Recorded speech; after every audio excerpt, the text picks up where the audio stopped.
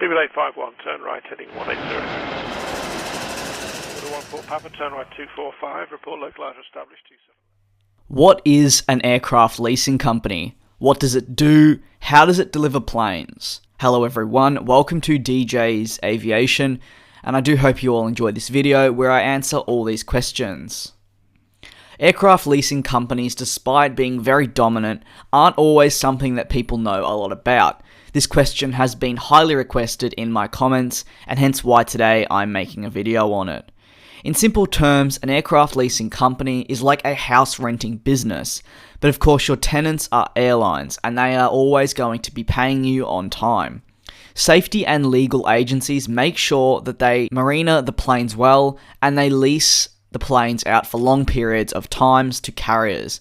For the most part, it may be between 5 to 15 years, or it can of course be shorter. As an aircraft leasing company, you don't need to advertise, which is why you might not always hear a lot about them.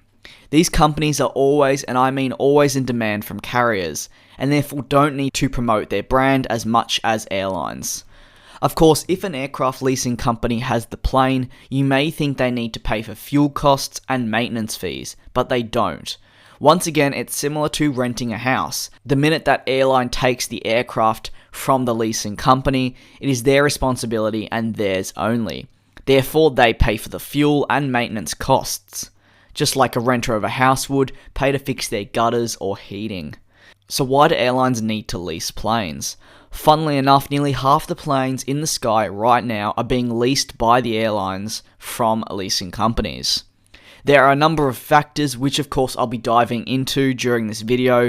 An example of why a leasing company may be needed is, let's say Qantas ordered 25 Airbus A320s, and then after ordering these aircraft realised they needed a further 5 to meet the high demands for air travel.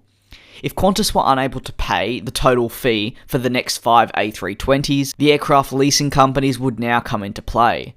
They'll usually offer the A320s at a very cheap price and then literally just hand the aircraft over. And what's a positive from this, you may ask? Well, through the leasing of these 5 aircraft, if demand does drop for air travel in Australia and Qantas realises that they only need 25 A320s instead of the 30, they can send them back to the leasing company. What's the beauty of this? These aircraft will be reused again with another carrier. It's a continuous cycle, and for the most part it means that aircraft will always be used and pushed harder than most other planes in the sky. Why else would airlines lease planes? Well, the price now is another reason. If you want to purchase a plane outright, you're without a doubt going to be paying a rather hefty price, and for the most part new airlines are simply unable to afford that. Existing airlines may not want to put all their money also into buying one aircraft. There is no firm evidence, but some figures do show that airlines can get up to a 70% discount off each plane they lease. The following discounts can be applied. On the 747-8 model, you can allegedly get a 59% discount on the list price. On the A320, it's 58%, on the 737-800, it's 63%, and the numbers of all other aircraft really hover around the 45 to 55% mark, and in terms of money, this is a huge amount, especially when you're in the millions. You need to also remember these aircraft are extremely expensive to begin with, so to have the numbers halved can be extremely beneficial to any airline. In fact, the largest discount recorded is for the Boeing 777-200LR, and that is worked out to be over 60% off the list price. It can sometimes even get into the 70s. Another key point is there are in fact multiple leasing types. There's a thing called a dry lease, which is where the lessor provides an aircraft without insurance, crew, ground staff, supporting equipment, maintenance, and so on. This means it's all the airline's responsibility.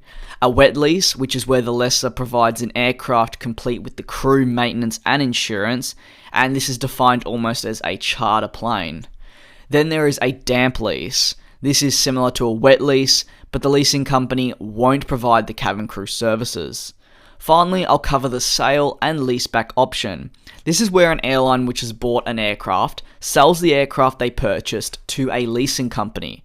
They will sell this at the current market price. Then, wait for it, they immediately lease the aircraft back to the airline who originally purchased it. So finally, what are some leasing companies? Well, there are surprisingly a large amount located throughout the world, and here are just some that you may have heard of and I may have brought up in some videos of mine. Avalon, Air Lease Corporation, BOC Aviation, who have recently popped up in one of my videos, Milestone Aviation Group, Genesis Lease, and Fly Lease.